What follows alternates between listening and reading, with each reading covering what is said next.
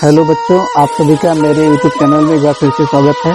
देखिए बच्चों, मैंने नरेशन का 2 वीडियो ऑलरेडी बना के रखा हुआ है और जिसमें एक में मैंने नरेशन के सामान्य नियम को समझाया हुआ है और दूसरे वीडियो में मैंने आपको कुछ विशेष नियम समझाने का प्रयास किया है। आज जो है मैं नरेशन का एक और वीडियो बना करके आपको उसमें जो प्रोनाउन संबंधी परिवर्तन होते हैं उनको समझाने का प्रयास कर रहा हूँ। ठीक है स्टूडेंट्स, तो प्रोनाउन संबंधी परिवर्तन को समझने के लिए जो है पहले हमें थोड़ा सा एक चार्ट बनाना होगा और फिर उसमें बताना होगा कि प्रोनाउन जो है कितने प्रकार के होते हैं, मतलब कि किस टाइप के होते हैं, कौन कौन से केस होते हैं, उनको समझाने का जो है मैं प्रयास करता हूं। तो ठीक है, सबसे पहले मैं देखिए प्रोनाउन जो बदलता है स्टूडेंट्स, वो किस टाइप के प्रोनाउन होते हैं जिनका परिवर्तन होता है नरेशन में। तो मैं आपको ये बता दूं, केवल पर्सनल प्रोनाउन ही ऐसे होते हैं जिनका परिवर्तन जो है नरेशन में होता है। तो पर्सनल प्रोनाउन सबसे पहले जो है आप थोड़ा सा देख लीजिए कि पर्सनल प्रोनाउन क्या होता है, और मतलब जो है ज़्यादा टाइम ना खराब करके मैं आपको जो है पर्सनल प्रोनाउन समझाने का प्रयास कर रहा हूँ। पर्सनल प्रोनाउन, ठीक है। तो देखिए पर्सनल प्रोनाउन जो होता है स्टूडेंट्स, पर्सनल प्रोनाउन का जब मैं वीडियो बनाऊंगा तो उसमें समझा दूंगा। इसमें इसके पर्सन्स को मैं समझाने का प्रयास कर रहा हूं, क्योंकि जो नरेशन में परिवर्तन होता है वो पर्सन से संबंधी होता है। ठीक है, तो मैं आपको प्रोनाउन ना बता करके, मतलब पर्सनल प्रोनाउन ना बता करके, मतलब ये इसके पर्सन्स को समझाने का प्रयास कर रहा हूँ कि जो है पर्सन्स जो होते हैं वो कैसे होते हैं, कितने प्रकार के होते हैं पर्सनल प्रोनाउन। ठीक है, तो पर्सनल प्रोनाउन के जो पर्सन्स होते हैं स्टूडेंट्स, वो होते हैं 3 प्रकार के। एक होता है फर्स्ट पर्सन, ठीक है स्टूडेंट्स, फर्स्ट पर्सन। एक होता है सेकंड पर्सन, और एक होता है स्टूडेंट वो होता है थर्ड पर्सन। ठीक, थर्ड पर्सन। अब फर्स्ट पर्सन में देखिए जो आता है वो आई है, ठीक है, और बी है, ये फर्स्ट पर्सन के अंतर्गत आता है। सेकेंड पर्सन की अगर हम लोग बात करें तो सेकेंड पर्सन में आता है यू। थर्ड पर्सन की बात करें तो बाकी सब आ जाते हैं। बाकी सब का मतलब समझ रहे हैं ना, आई को, बी को और यू को छोड़ करके बाकी सब आ जाते हैं। जैसे क्या क्या आता है मैं कुछ यहाँ पर मेंशन कर दे रहा हूँ, लिख दे रहा हूँ। इसमें आता ही, सी, है ना, और उसके बाद इट, ये आता है। तो आई और बी आपका फर्स्ट पर्सन हो गया, यू जो हो गया वो सेकंड पर्सन हो गया, और ही, सी, इट जो हो गया स्टूडेंट ये थर्ड पर्सन हो गया। अब देखिए ये पर्सन तो है लेकिन ये कई केस में होते हैं। तो किस टाइप के केस में होते हैं, कितने केस में होते हैं, देखिए यहाँ जो मैंने बोर्ड पे आपको लिखा आई, बी, यू और उसके बाद ही, सी, इट, एक मैं दे लिखना भूल गया हूँ, दे भी लिख दे रहा हूँ स्टूडेंट्स, दे, ये जो है सब्जेक्टिव केस में यहाँ पर मैंने लिखा इनको। ये जो केस है ये सब्जेक्टिव केस है। कौन सा केस है स्टूडेंट्स, ये है सब्जेक्टिव केस। ठीक है, कौन सा केस है, सब्जेक्टिव केस। अब इनका ऑब्जेक्टिव केस अलग होता है, इनका पॉजेसिव केस अलग होता है। तो मैं आपको यहाँ जो है ऑब्जेक्टिव केस बताता हूं इनका क्या होता है। ऑब्जेक्टिव केस, ऑब्जेक्टिव केस, तो देखिए आई का स्टूडेंट्स जो ऑब्जेक्टिव केस होता है वो होता है मी। ठीक है, बी का जो ऑब्जेक्टिव केस होता है स्टूडेंट्स, बी का, तो बी का जो ऑब्जेक्टिव केस होता है वो होता है अस। यू का जो ऑब्जेक्टिव केस होता है वो यू रहता है। ठीक है, ही का जो ऑब्जेक्टिव केस होता है वो हिम होता है। सी का जो ऑब्जेक्टिव केस होता है वो हर होता है, और इट का जो ऑब्जेक्टिव केस होता है वो इट ही रहता है, और दे का जो ऑब्जेक्टिव केस होता है वो हो जाता है देम। ठीक है, अब देखिए यहां मैंने आपको ऑब्जेक्टिव केस समझा दिया। अब ऑब्जेक्टिव केस के बाद स्टूडेंट्स जो बात करते हैं हम लोग उसके बारे में बात करते हैं, किसके बारे में, इसके पॉजेसिव केस के बारे में, पर्सनल प्रोनाउन के पॉजेसिव केस के बारे में। तो इसका पॉजेसिव केस जो है अलग अलग होता है, पॉजेसिव केस। ठीक है, आई का ऑब्जेक्टिव केस तो मी है लेकिन इसका पॉजेसिव केस जो होता है स्टूडेंट्स वो माई होता है। ठीक है, कभी माई होता है, कभी कभी माइन भी होता है, तो मैं आपको दोनों लिख करके समझाने का प्रयास करता हूं। ठीक है, माइन भी होता है, MINE। ठीक है, ये है इसका पॉजेसिव केस। बी का जो पॉजेसिव केस होता है वो होता है स्टूडेंट्स आवर। ठीक है, आवर भी होता है स्टूडेंट्स और आवर्स भी होता है। क्या होता है, आवर्स भी होता है। यू का जो पॉजेसिव केस है वो होता है योर, ठीक है, कभी कभी योर भी आप देखेंगे, योर्स भी देखेंगे, तो ये भी होता है। उसके बाद जो है आता है ही, तो ही का जो पॉजेसिव केस होता है स्टूडेंट्स वो होता है हिज, ठीक है। सी का जो पॉजेसिव केस होता है वो होता है हर, कभी कभी आप देखेंगे कि हर्स भी लिखा हुआ मिलेगा आपको। इट का जो पॉजेसिव केस होता है वो होता है इट्स, ठीक है। और दे का जो पॉजेसिव केस होता है स्टूडेंट्स वो होता है दियर, ठीक है। क्या होता है, दे का दियर होता है, कभी कभी देयर से भी हो जाता है, ठीक है। क्या हो जाता है, देयर से भी हो जाता है। तो देखिए स्टूडेंट्स, जब हम डायरेक्ट से इनडायरेक्ट बनाते हैं तो हमारे पास सब्जेक्टिव केस भी आता है सेंटेंस में, ऑब्जेक्टिव केस भी आता है, पॉजेसिव केस में भी आता है। तो कैसे हम उसका परिवर्तन करते हैं, मैं एक आध दो एग्जाम्पल लिख करके फिर आपको समझाने का प्रयास करता हूँ, ठीक है स्टूडेंट्स। तो मैं जो है बोर्ड पर एक एग्जाम्पल लिखना चाहूंगा और फिर मैं उस एग्जाम्पल के माध्यम से आपको समझाना चाहूंगा, ठीक है, कि हम लोग कैसे परिवर्तन करें, ठीक है। तो एक एग्जाम्पल है, सी सेड,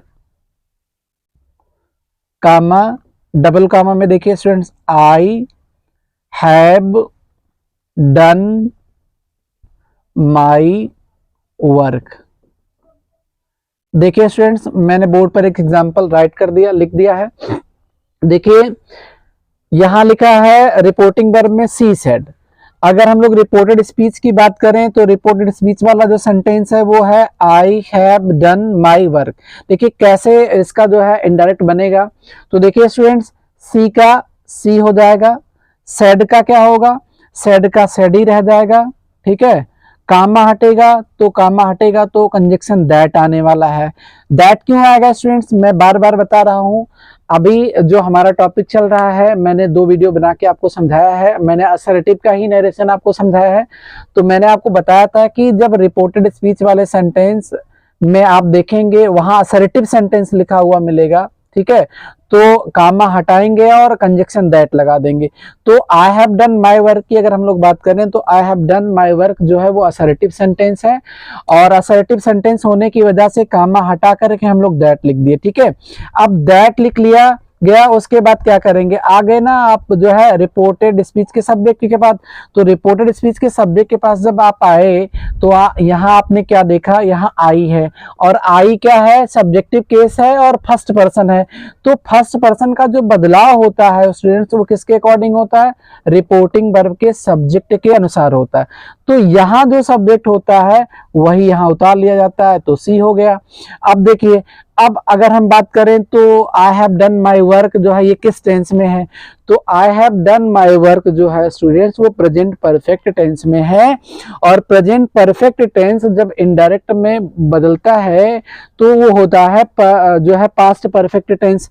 तो इसको आपको पास्ट परफेक्ट टेंस में बदलना होगा स्टूडेंट्स, तो यहाँ हो जाएगा हैड, और वहां भी थर्ड फॉर्म लगता है, पास्ट परफेक्ट में भी यहाँ भी थर्ड फॉर्म है, तो आप इसी थर्ड फॉर्म को उतार सकते हैं।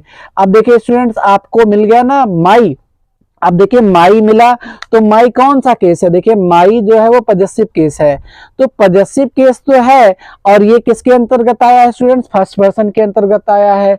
तो फर्स्ट पर्सन का कोई भी केस हो, सब्जेक्टिव केस हो, ऑब्जेक्टिव केस हो, पॉजेसिव केस हो, ठीक है, इसका जब भी बदलाव आप करेंगे तो रिपोर्टिंग वर्ब के सब्जेक्ट के अनुसार करेंगे। मतलब आप आएंगे रिपोर्टिंग वर्ब के सब्जेक्ट के पास, मतलब सी के पास आएंगे सेंटेंस में, और उसके बाद स्टूडेंट्स इसका पॉजेसिव केस आपको यहां लिखना होगा, क्योंकि बदलाव जो आपको करना है इसी के अनुसार करना है ना, तो इसका पॉजेसिव केस लिखना होगा। तो सी का जो पॉजेसिव केस है स्टूडेंट्स वो है हर, ठीक है। तो हमें यहां माई के स्थान पे क्या लिखना होगा, हर लिखना होगा। और जब हर लिख देंगे तो उसके बाद आपको इसमें तो कोई बदलाव करना नहीं है, क्योंकि आप प्रोनाउन संबंधी परिवर्तन पढ़ रहे हैं। तो मैंने आपको एक सेंटेंस के माध्यम से समझाने का प्रयास किया है कि जो है प्रोनाउन संबंधी परिवर्तन कैसे होता है। अब एक आध एग्जाम्पल और जो है स्टूडेंट्स हम लेकर के आपको समझाने का प्रयास करते हैं, ठीक है। तो देखिए एक और एग्जाम्पल लिख करके फिर मैं आपको समझाने का प्रयास कर रहा हूँ, ठीक है। तो इस एग्जाम्पल को मैं रफ कर दे रहा हूँ, ठीक है, फिर ताकि मैं आपको समझा सकूं, और वो चार्ट मैं अभी लिखा रहने दे रहा हूं ताकि आप जो है बेहतर तरीके से समझ सके। ठीक है, तो देखिए आज एक और एग्जांपल ले रहे हैं हम लोग जो है, और ताकि आपको जो है बेहतर तरीके से क्लियर हो जाए। तो दूसरा एग्जांपल स्टूडेंट्स है, ही सेड टू मी, और उसके बाद यू वॉश योर क्लॉथ्स। ठीक है, दूसरा एग्जांपल है, he said to me, comma double comma में यू वॉश, ठीक है, योर क्लॉथ्स। देखिए स्टूडेंट्स, अब देखिए ही का क्या होगा, यहां पर ही रह जाएगा, सेड टू का क्या होगा, टोल्ड हो जाएगा, मी का क्या रहेगा, मी ही रहेगा, कामा हटेगा तो फिर से दैट आएगा ना, क्यों आएगा, क्योंकि फिर से ये असर्टिव सेंटेंस है, रिपोर्टेड स्पीच वाला सेंटेंस। ठीक है, तो यहाँ दैट हो गया। अब देखिए यहाँ है सेकेंड पर्सन, सेकेंड पर्सन जो आया है, तो सेकेंड पर्सन का बदलाव किसके अनुसार होता है, रिपोर्टिंग वर्ब के ऑब्जेक्ट के अनुसार। तो यहाँ देखिए ये मी जो है ये ऑब्जेक्टिव केस में है। हेलो स्टूडेंट्स, यहाँ देख रहे हैं आप जो है ये जो यू है वो सब्जेक्टिव केस में है, तो सेकेंड पर्सन भी है ये। तो सेकेंड पर्सन का जो बदलाव होता है वो रिपोर्टिंग वर्ब के ऑब्जेक्ट के अनुसार होता है। तो रिपोर्टिंग वर्ब का जो ऑब्जेक्ट है यहाँ पर है वो मी है। ठीक है, तो आप यहाँ मी तो रख नहीं सकते क्योंकि मी जो है वो ऑब्जेक्टिव केस है। ठीक है, तो आपको यहाँ लिखना किसकी जगह पे है, सब्जेक्टिव केस के स्थान पे लिखना है। तो आपको करना क्या होगा कि मी के सब्जेक्टिव केस को लिखना होगा। तो मी का जो सब्जेक्टिव केस है वो आई है, इसलिए आपको यहाँ क्या लिखना होगा, आई लिखना होगा। अब देखिए यू वॉश योर क्लॉथ्स। ठीक है, जब आप सब्जेक्टिव केस लिख लिए हैं तो आपको फिर टेंस बदलना होगा। तो टेंस बदलने के लिए थोड़ा सा आप पहले जो आपके पास रिपोर्टेड स्पीच वाला सेंटेंस दिया गया उसके टेंस को जान लें, पहचान लें, ताकि बदलने तो फिर आपको असुविधा ना हो। तो यू वॉश योर क्लॉथ जो है ये प्रेजेंट इंडेफिनिट टेंस का वाक्य है, और जब भी आप इनडायरेक्ट बनाते हैं तो प्रेजेंट इंडेफिनिट टेंस जो है वो बदल के हो जाता है पास्ट इंडेफिनिट टेंस में। तो यहाँ क्या होगा स्टूडेंट्स, पास्ट इंडेफिनिट में क्या होता है, वर्ब के सेकेंड फॉर्म का प्रयोग किया जाता है। तो यहाँ हम लोग क्या करेंगे, वॉश का सेकेंड फॉर्म यूज कर देंगे, वॉश्ड। ठीक है, अब वापस देखिए स्टूडेंट्स, आप आ गए एक और केस के पास। ये कौन सा केस है, प्रोनाउन है, और कौन सा केस है, तो देखिए योर यहाँ है स्टूडेंट्स। योर की अगर हम लोग बात करें तो योर जो है वो पॉजेसिव केस है। तो योर पॉजेसिव केस तो है, इसमें कोई डाउट नहीं है, कोई संदेह नहीं है, लेकिन आप देख रहे हैं योर जो है वो सेकेंड पर्सन है। तो सेकेंड पर्सन जब भी आएगा, कोई भी आएगा, चाहे वो सब्जेक्टिव केस आए स्टूडेंट, चाहे वो ऑब्जेक्टिव केस आए, चाहे वो पॉजेसिव केस आए, उसका जो भी बदलाव होगा वो रिपोर्टिंग वर्ब के सब्जेक्ट के अनुसार होगा। मतलब यहाँ पर आपको जो भी पॉजेसिव लिखना है वो मी के अकॉर्डिंग लिखना है। तो मी का पॉजेसिव यहाँ पर आपको लिखना होगा। तो मी के पॉजेसिव की अगर हम लोग बात करें तो मी का पॉजेसिव जो है वो माई है। देख रहे हैं ना, माई है। तो ये देखिए ये मी है और यहाँ इसका पॉजेसिव माई है। तो आपको यहाँ क्या यूज करना होगा, माई यूज करना होगा। उसके बाद क्लॉथ का क्लॉथ ही रह जाएगा। ठीक है स्टूडेंट्स, तो मैंने आपको इस वीडियो में ये समझाने का प्रयास किया है कि इनडायरेक्ट बनाते समय जो प्रोनाउन संबंधी परिवर्तन होते हैं, पर्सनल प्रोनाउन संबंधी परिवर्तन होते हैं, उनका परिवर्तन किस प्रकार से होता है। तो आई होप बच्चों आप समझ गए होंगे। ठीक है, अब आगे की वीडियो में आपको जो है कुछ और समझाने का प्रयास करूंगा जो नरेशन से ही संबंधित होगा। ठीक है स्टूडेंट्स, तब तक के लिए धन्यवाद। जय हिंद।